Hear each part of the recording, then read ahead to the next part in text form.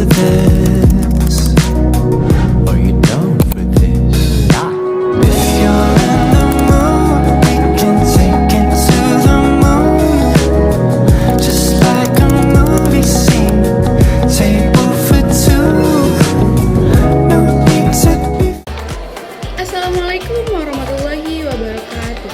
Halo teman-teman, perkenalkan nama aku Bunga. Aku di sini akan menjelaskan apa itu sel, struktur beserta fungsinya. Jangan lupa disimak videonya ya. Sel merupakan unit struktural dan fungsional terkecil. Semua sel akan tumbuh melalui proses pembelahan. Sel mempunyai tugas yang berbeda untuk mempertahankan homeostatis berdasarkan tipe dan jenis selnya. Selanjutnya kita bahas tentang struktur sel dan fungsinya. Yang pertama yaitu membran plasma. Membran plasma ini memisahkan antara bagian sel bagian dalam dengan bagian yang berada di luar. Membran plasma ini berfungsi dalam komunikasi sel, melindungi sel, mengatur keluar masuknya molekul, memiliki sifat permeabel, yang artinya plasma membran mengizinkan beberapa substansi untuk melewati, namun tidak mengizinkan substansi yang lain. Yang kedua yaitu ada sitoplasma. Sitoplasma ini bersifat mampu mengenai dan menghantarkan rangsangan, yang fungsinya yaitu sumber bahan kimia sel, tempat terjadinya reaksi metabolisme.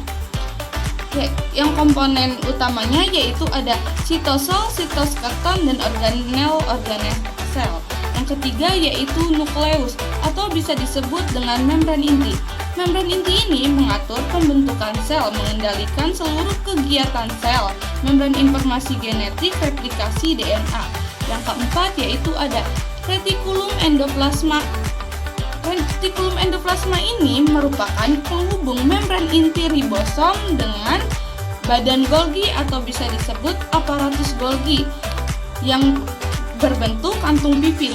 RE ini bisa, kok bisa sih, seharusnya dibagi dua macam. Lanjut. Coba. Nanti potong aja. Ya.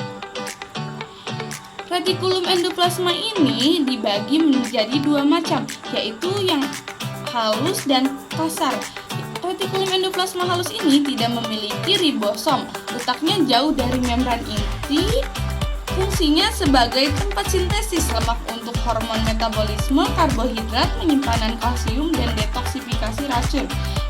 Selanjutnya yaitu retikulum endoplasma kasar yang memiliki ribosom, letaknya dekat dari membran inti, fungsi untuk menyintesis protein bersama ribosom yang akan digunakan di membran maupun di luar sel. Secara umum, fungsi RE ini menyintesis lemak dan kolesterol, alat transportasi molekul, menetralkan racun. Yang keenam yaitu ada kompleks Golgi atau badan Golgi, bisa disebut juga aparatus Golgi. Fungsinya itu menjalankan sistem sekresi, membentuk membran plasma, tempat sintesis polisakarida, membentuk akrosom. Yang 8 ini ada mikroplamen, bagian dari kerangka sel atau sitoskeleton, yaitu berlawanan dengan peran penahan tekanan yang bisa disebut gaya tekan. Mikrotubulus. Peran struktural mikroplamen ini dalam sitoskeleton untuk menahan tegangan atau bisa disebut daya tarik. Yang kesembilan yaitu ada lisosom. Lisosom ini merupakan kantong terikat pada membran berisi kandungan enzim hidrolitik. Lisosom berfungsi untuk mengontrol pencernaan intraseluler, mencerna materi menggunakan fagositosis, menghancurkan organel sel yang rusak.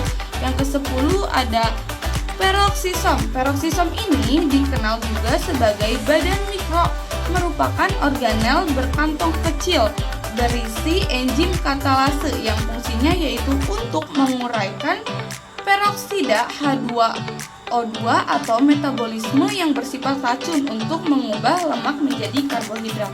Yang ke-11 yaitu ada sentriol. Sentriol ini berperan penting dalam proses pembelahan sel dengan membentuk benang spindel dan pembentukan silia serta flagella.